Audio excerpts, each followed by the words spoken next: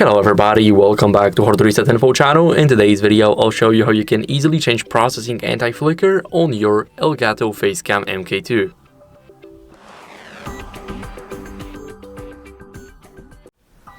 So first, what we need to do is open up the Camera Hub, which is an app for Elgato cameras on our PC. Now here we need to click on the camera settings and go over to device, make sure that the input is selected to Elgato Facecam MK.2. Now we need to scroll a bit down until we see processing right at the bottom and make sure that the anti-flicker is right here.